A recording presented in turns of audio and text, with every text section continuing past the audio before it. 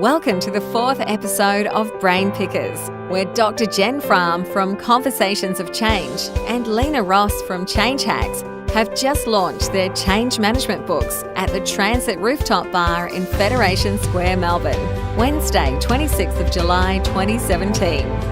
Tonight, in front of a live audience of 260 change management practitioners and business leaders, they will answer many tough questions, randomly selected from the audience during a Q&A session. Have you ever wondered, or have you ever said, can I just pick your brains? Have you ever had someone say to you, can I just pick your brains? Have you ever wondered about change, that mysterious thing that we all go through? Well, wonder no more. Tonight is your night to ask Brainpickers, #Brainpickers, themselves live and in the flesh right now. So it's my great pleasure to welcome Jen and Lena, Brainpickers Live, to the stage here. Now, you see, 5'2" getting up on a... Keep it nice, Lena. Keep it nice. Now, you all mic'd up, are you, Lena? Only for camera. Yeah. Oh, I was going to say, there's a little blue light there. I'll go this way to make sure you're all good. Do we have I was going to ask where the There's a box Brainpickers was. Where's box. the Brainpickers box? I can see the Brainpickers box. Bring it on over. It's going to crowdsource. Yes, that's right. Which generally will crowdsource later. Won't you? No, that wasn't part of it. Sorry. Okay. So for those of you who have ever watched Jen and Lena live, Brainpickers Live, you'll know that they've been in some very exotic places like downtown Dalesford. What was the one in Paris? There was a location in Paris. Hosier Lane? It was Hosier Lane. What the? Not even a Paris in a concert. Really wrong. So we've had Brainpickers live everywhere in the world, but right now I'm going to do the random selection from the box and ask the questions.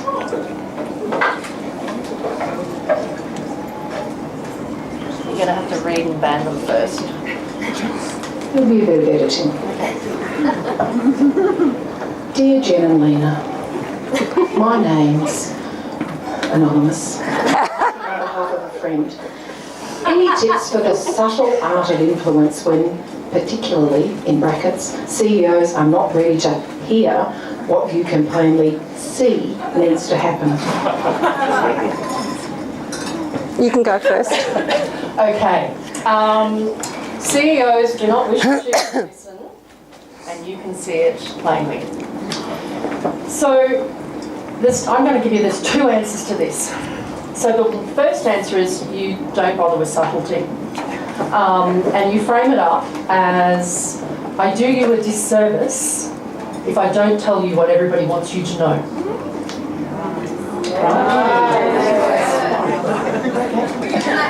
The second, There's an actionable insight for you.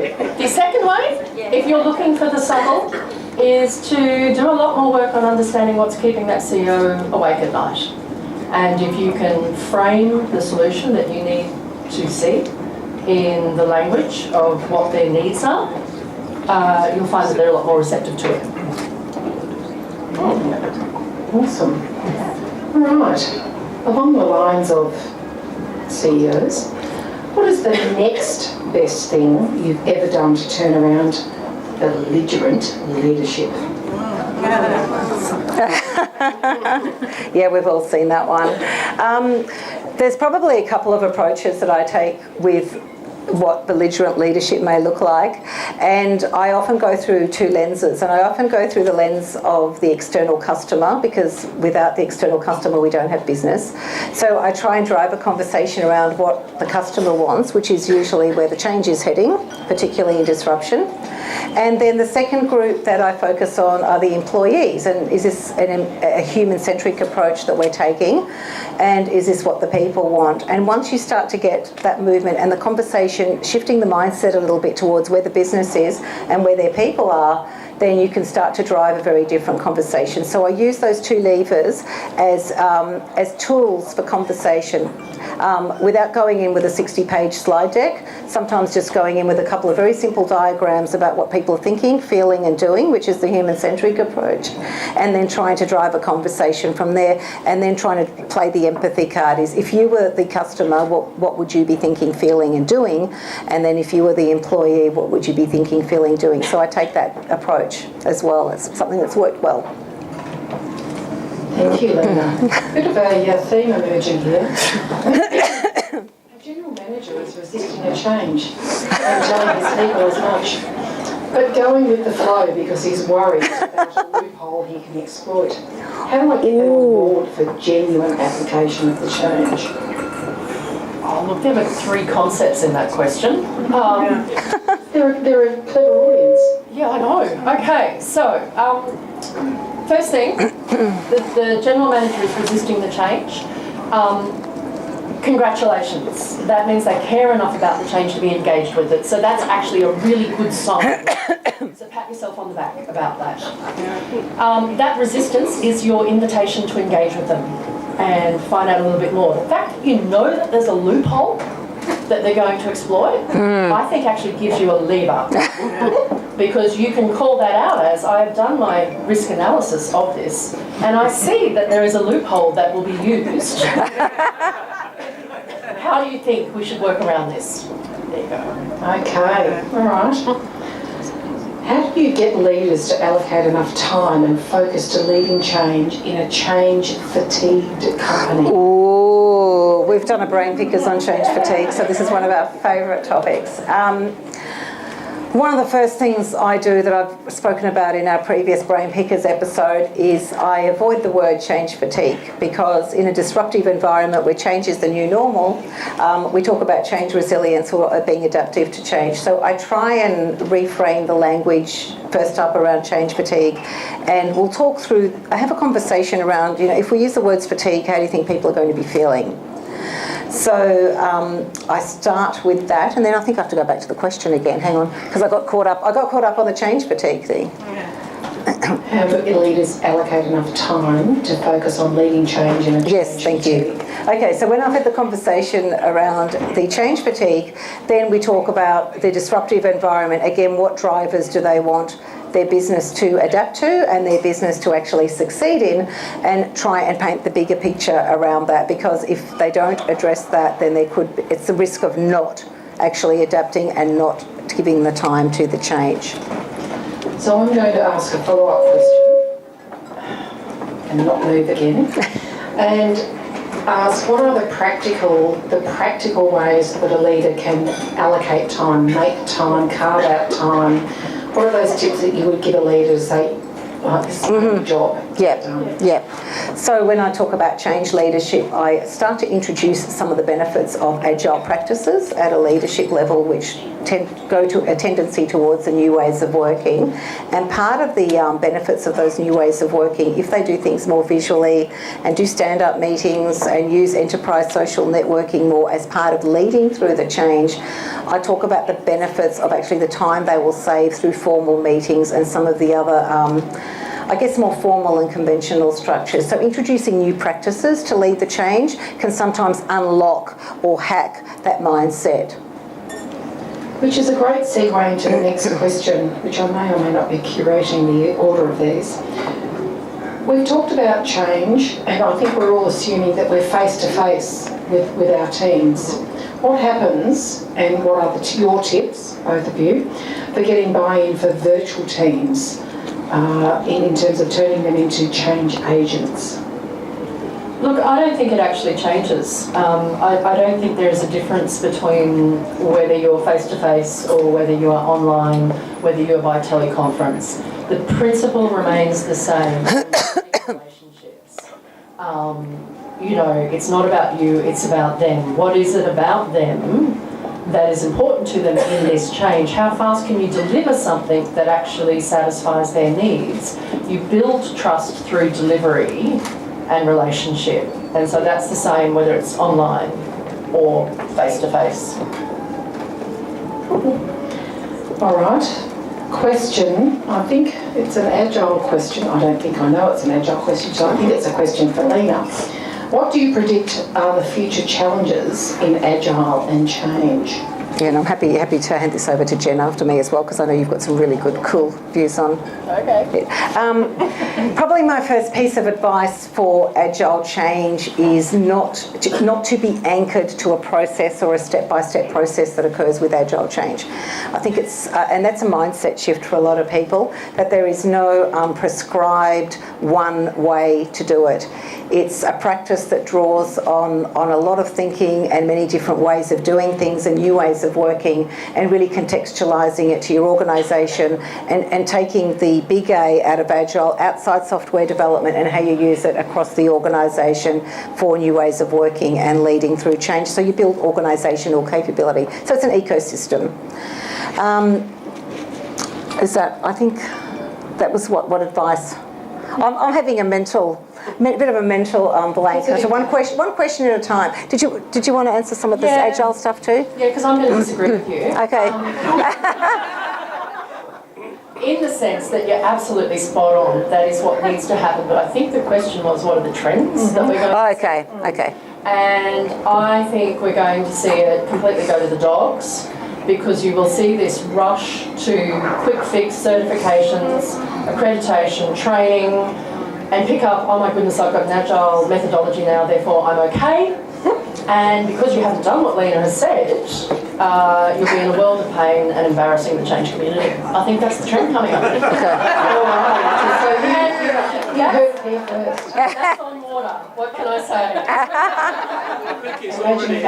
Imagine if that was vodka. Oh my God. Okay, so again, a very good segue to another very, very clever question from our very clever audience. Apart from agile, what is a capability or skill that change practitioners should get on board with? My little thing after agile is the human-centred focus. I think once someone can get their head around the human-centred focus and design thinking, they can shift the mindset themselves firstly about how they deliver and plan change, and also open up some very powerful conversations with their audience about how people are thinking and what they're feeling. It provides a forum for that when it may never occur otherwise. There's a lot of focus with impact assessments and change plans about what people are doing now and what they're going to be doing in the future, and very rarely is there permission, if you like, for a conversation to be driven around how people are feeling. And I think design thinking provides that in a very clever way and a very considerate way for the end users and the people. So that's my tip for future state.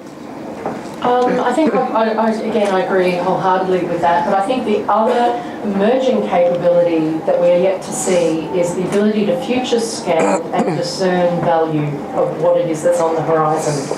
So it's very easy to get overwhelmed with things that are coming up in the horizon, whether they be fads or fashions or new methodologies or tools. So the ability to actually quickly experiment and then discern, is this value for my practice, is a really powerful capability for change practitioners. And again, very clever audience. The word agile is used in lots of different ways, but it means lots of different things for different people. How will change cope with overuse of the word agile? I sense some ironic laughter. Okay, it's already overused. I think everyone will agree with that. I think making sense of the word agile, I think this is a role that the change practitioner can play. And with audiences I've worked with, I actually do an activity that's called getting on the same page with agile first. So I try and work out what the audience thinks agile means and what I think agile means, and it's not always the same. So one audience will differ from another audience.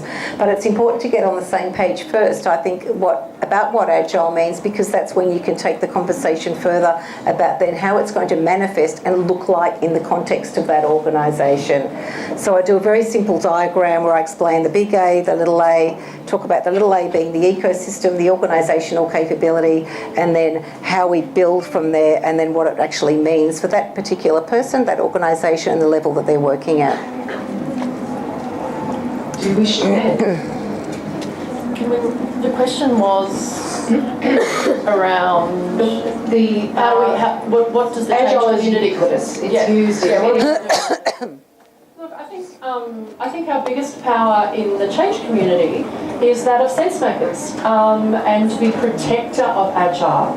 Just because it's being overused doesn't mean that it doesn't offer enormous value. And so it can be our role to be protectors of what good agile looks like and what business agility should be, rather than the fad of the day.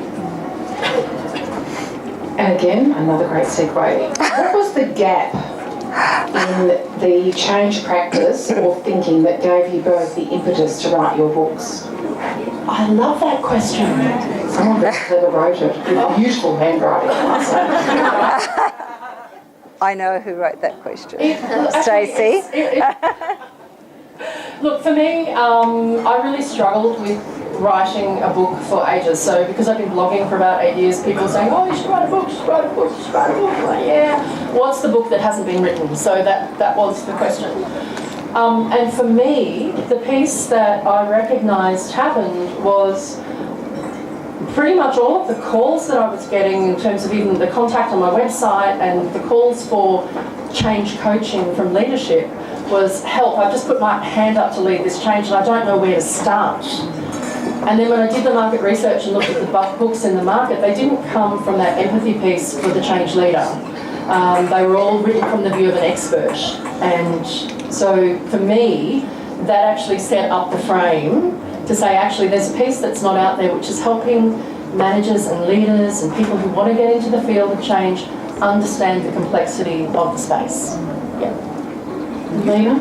Yeah, thanks. I wanted to introduce something with a very practical focus like Jen did, and saw a potential gap in the market with a lot of change books.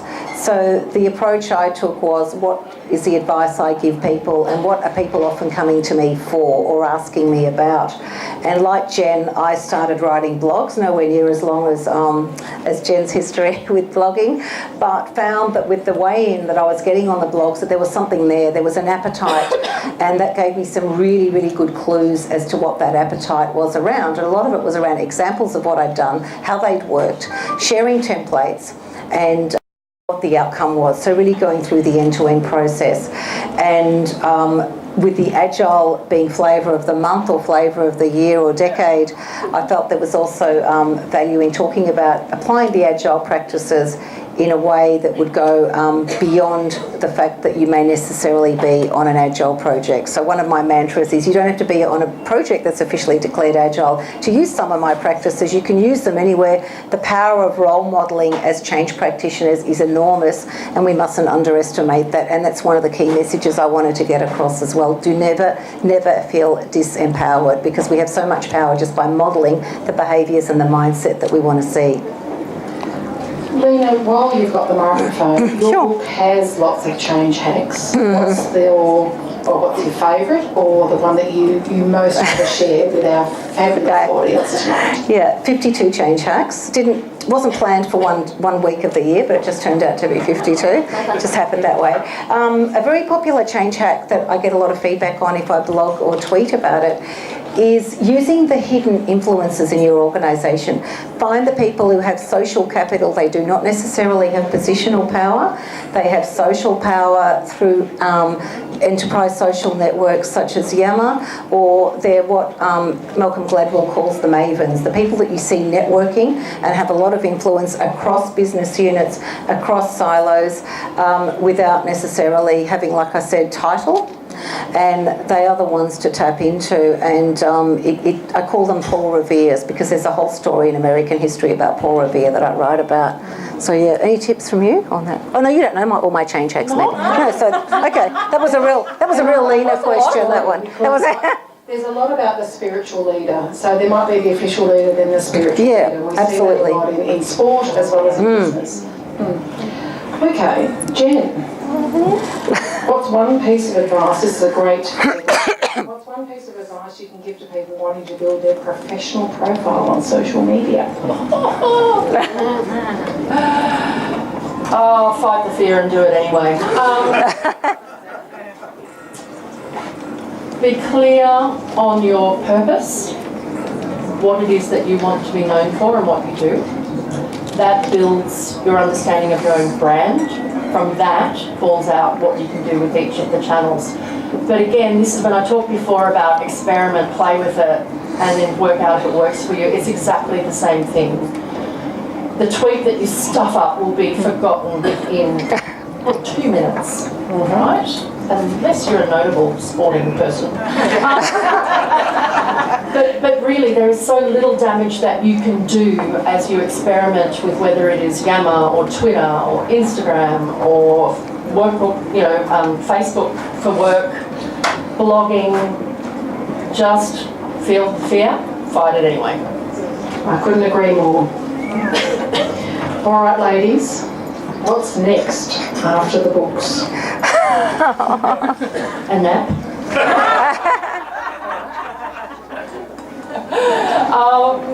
Look, I think for myself, I'm coming to the end of a really fabulous engagement with Oricon. Big shout out to the Oricon folk in the audience. Thank you very much for coming.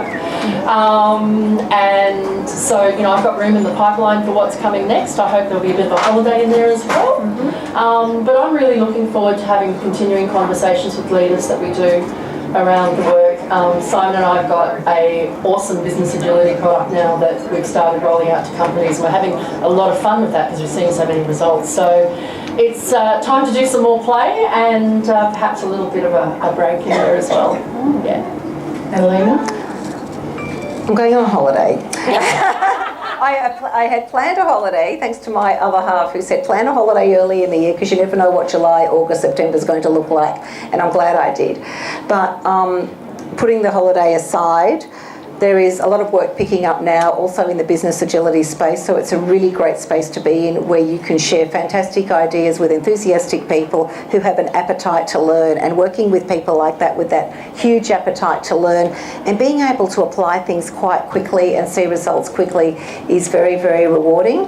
I'm also really lucky that I am on a contract placement with Energy Australia and loving the people I work with, so thanks EA for having me and continuing to have me for a few months and giving me flexibility as well to do some work that's associated with the book. I really appreciate that. So that's where my life's going to be for the next few months.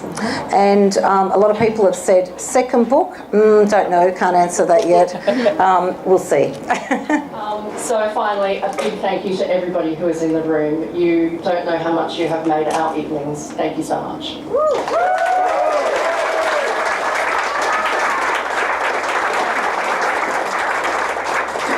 Well done, Jen. Well done, Lena. It must have felt like, for those of you who have ever been pregnant, it must have felt like a gestational period. But quite seriously, everyone who's here today, if you haven't written the book or ever had to write 2,500 words in a day to a deadline, just try it, and it's a really, really tough gig. So kudos to Lena, kudos to Jen. You're both an absolute inspiration. You certainly inspire me every single day. I think a good Aussie tradition would be to do hip hip hooray. I'd like to do 3 cheers for the 2 authors. Hip hip hooray! Hip hip hooray! Hip hip hooray! Want to keep picking their brains? Visit the website for more information.